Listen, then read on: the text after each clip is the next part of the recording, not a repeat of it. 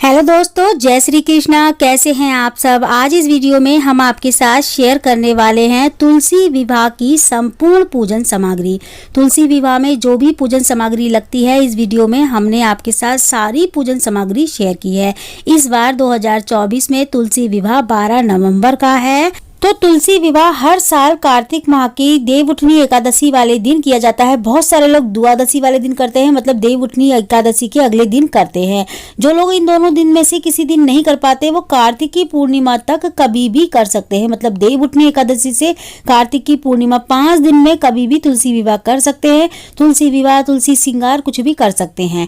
तो फ्रेंड्स, आप अपने आंगन में कहीं भी तुलसी विवाह करा सकते हैं या तुलसी श्रृंगार कर सकते हैं। कोई भी खुली जगह हो वहाँ कर सकते हैं। बस आपका मुख जो है ना उत्तर या पूरब दिशा की तरफ होना चाहिए पूजा करते समय। तो सबसे पहले हमको चौकी चाहिए तुलसी विवाह के पूजन के लिए, तुलसी मैया चाहिए, तुलसी का गमला चाहिए, तुलसी पुरानी होनी चाहिए, नई तुलसी नहीं लेनी है आपको, ठीक है। जो आपने अभी अभी लगाई हो या कार्तिक की शुरुआत में ही लगाई हो तो वो तुलसी ना लें, अपनी घर की पुरानी तुलसी ले लें, ठीक है। इसके बाद हमें चाहिए चौकी पे बिछाने के लिए लाल रंग का कपड़ा, लाल पीला कपड़ा जो भी हो आपके पास पूजा स्थल में बिछाने वाला, तो आप वो ले लें, ठीक है। इसके अलावा हमको चाहिए कुछ माता के लिए श्रृंगार, मतलब तुलसी माता के लगाने के लिए कुछ श्रृंगार चाहिए, जैसे कि महावर, सिंदूर, बिंदी, चूड़ी, मेहंदी।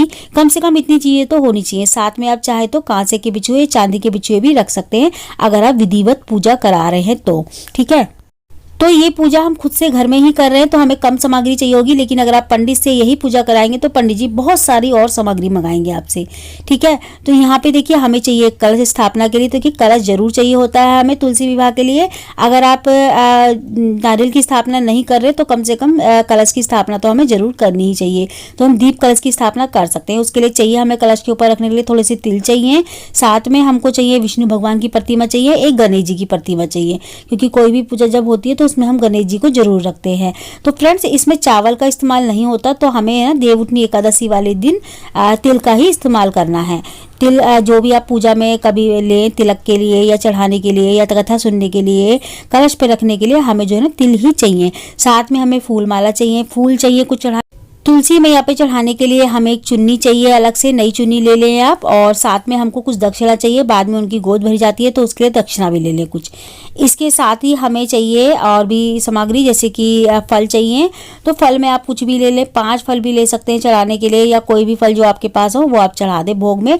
अगर आप देवउठनी एकादशी वाले दिन तुलसी विवाह कर रहे हैं तो अन्न का भोग ना लगाएं, खाली जैसे कि फल का या फिर कोई ऐसी मिठाई का भोग लगाएं जिसमें अन्न का इस्तेमाल नहीं होता, ठीक है। दूध वगैरह की मिठाई का आपको 2 दीपक चाहिए। एक अगर आप कलश की स्थापना पे, अगर आप नारियल की स्थापना नहीं कर रहे तो आपको दीपक 2 चाहिए कलश की स्थापना के लिए, और एक जो है ना आरती करने के लिए, मतलब कि पूजा स्थल पे रखने के लिए। मोली चाहिए, थोड़े से तिल चाहिए, कपूर चाहिए आरती करने के लिए, धूपबत्ती चाहिए, हल्दी चाहिए, साथ में हमको रोली चाहिए, और हमको एक हल्दी तुलसी मैया की गोद भराई के लिए हमें चाहिए एक हल्दी की गांठ, अलग से एक सिक्का चाहिए। एक सिक्का कलश के लिए चाहिए, एक सिक्का हल्दी की मतलब मैया की गोद भराई के लिए चाहिए। तो 2 सिक्के हमको चाहिए, और ठीक है यहाँ पे हमको रोली चाहिए। देखिए फ्रेंड्स, देवउठनी एकादशी पे ना तुलसी विवाह वैसे तो बहुत सारे लोग हर साल कराते हैं, जिनकी क्षमता होती है, जो जिनके पास देखिए होता है पैसा होता है जिनके पास, वो हर साल तुलसी विवाह कराते हैं बड़े ही धूमधाम से। लेकिन जिनके पास देखिए इतना नहीं है करने को, तो वो खाली तुलसी श्रृंगार ही कर लेते हैं हर साल, या फिर इस तरीके से छोटी सी पूजा आप घर में कर सकते हैं। तो देखिए तुलसी विवाह कम से कम हमें पूरी जिंदगी में एक बार जरूर करना चाहिए अपनी लाइफ में। तुलसी विवाह करने का मतलब होता है एक कन्यादान बराबर मिलने का पुण्य।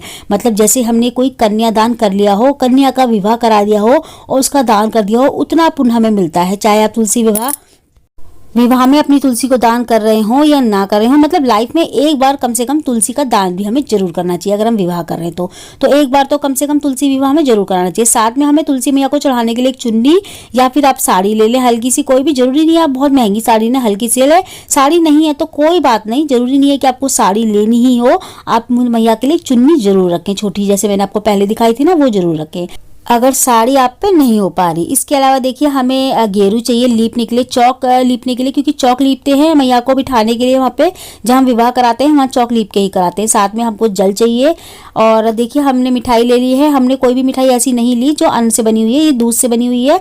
और साथ में हमने जो है ना ड्राई फ्रूट्स ले लिए हैं कुछ। तो अगर आप देवउठनी एकादशी से अगले दिन विवाह कराओगे तो आप खीर पूड़ी वगैरह बना सकते हैं, ठीक है, उसमें भोग में। तो ये सारी सामग्री हमें तुलसी विवाह के लिए चाहिए होती है। अगर आप सिंपल सी तुलसी विवाह घर में ही कर रहे हैं साधारण से, तो इस तरीके से हमें इतनी पूजा सामग्री तो कम से कम चाहिए ही होती है। तो देखिए जैसे मैंने बताया आपको, साड़ी आप अगर नहीं ले पा रहे तो कोई बात नहीं, आप खाली माता के लिए चुन्नी ले लें और भगवान विष्णु के लिए एक पट्टा ले ले, पीले रंग का पतली सी पट्टी आती है, आप वो ले सकते हैं। वो भी नहीं लेना चाहते तो मोली में से थोड़ा सा टुकड़ा तोड़ के वो ही भगवान विष्णु के ऊपर आप डाल सकते हैं वस्त्र स्वरूप। तो जो भी तुलसी विवाह में पूजन सामग्री लगती है वो सारी पूजन सामग्री हमने आपके साथ शेयर कर दी है। अगर इसमें कुछ ज़्यादा या कम लगे तो आप घटा या बढ़ा सकते हैं। तो जो भी पूजन सामग्री तुलसी विवाह में लगती है वो सारी पूजन सामग्री हमने आपके साथ शेयर कर दी है। फ्रेंड्स, इसमें आप कुछ भी घटा या बढ़ा सकते हैं, जैसे फल में, मिठाई में आप कम ज़्यादा कर सकते हैं। तो फ्रेंड्स, तुलसी विवाह के अलावा हम तुलसी श्रृंगार भी कर सकते हैं। जो तुलसी विवाह नहीं करना चाहते या नहीं करते हैं तो उनको, जिनके घर में तुलसी है, कम से कम तुलसी श्रृंगार तो जरूर करना चाहिए। तुलसी श्रृंगार की वीडियो भी हम अपने चैनल पर अपलोड कर देंगे, आप चाहें तो देख सकते हैं। तो फ्रेंड्स, आज की वीडियो में इतना ही। मैं मिलती हूँ आपसे अगली वीडियो में ऐसी ही अच्छी सी एक और वीडियो के साथ। जब तक के लिए जय श्री कृष्णा, जय माता दी।